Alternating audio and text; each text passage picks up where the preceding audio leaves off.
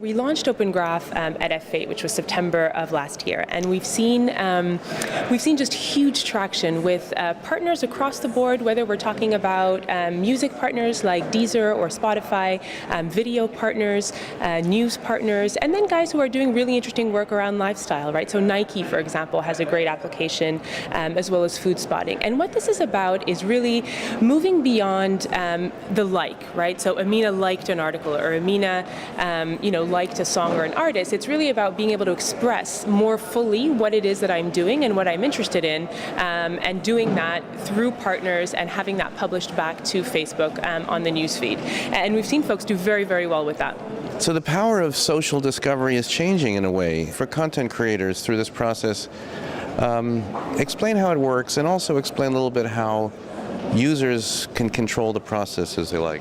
Sure. So if you think about it, before you had to go on a particular site, right, to actually discover the content, and you'd see, a certain amount of articles or music or whatever the case may be. But really what you want to do is actually discover that content through your friends. And so the opportunity for a developer or a media company is really to gain that sort of social distribution, and find a way essentially to have users who may not have heard about a particular article or a particular artist discover it through their friends, because that's the best way to recommend, right? That's the best way that you find out about a cool restaurant or a cool new artist. It's through your friends. And so that's really what Open Graph is about, is creating the syntax and the framework for people to actually be able to discover new content in that way. In a sense, it sounds like a new kind of syndication arrangement for publishers.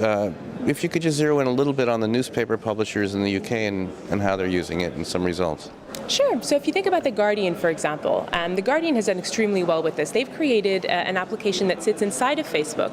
And really the idea there is for them to, and they've gained, over 10 million users in this way, of which about 6 million come and actually check back in and read an article every month. And so the engagement here is really very powerful. In addition to that, what's interesting is that the users can actually control, right, what actually happens inside of the application. So for some articles, I'm very happy to have my friends know sort of the articles that I'm reading. For others, I may be less comfortable. And so the ability to have a switch that goes on and off inside of the reader for The Guardian is really powerful. The interesting thing as well is, in addition to this re-engagement that they've seen, they've been able to talk to a whole new segment that they had sort of lost online, which is the 18 to 25-year-olds.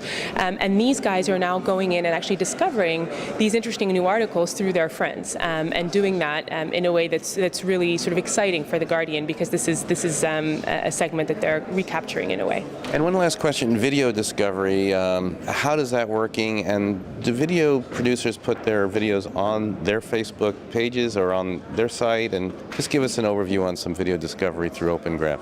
Sure.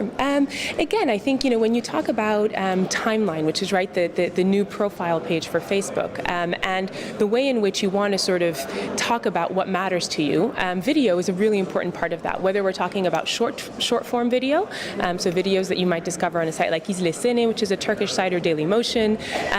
So these are short form video sites, or you could actually discover long form content, and this is premium content, movies, things like that you actually want to be able to discover. And the idea is that partners decide where they actually want that discovery to happen, based on their economic model.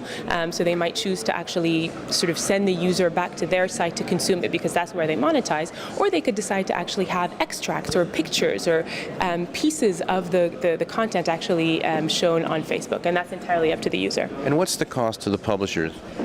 Zero. Zero. The cost is zero. So the idea here is, you actually spend some time with your development team to build these integrations, but from then on, all of that social distribution is free.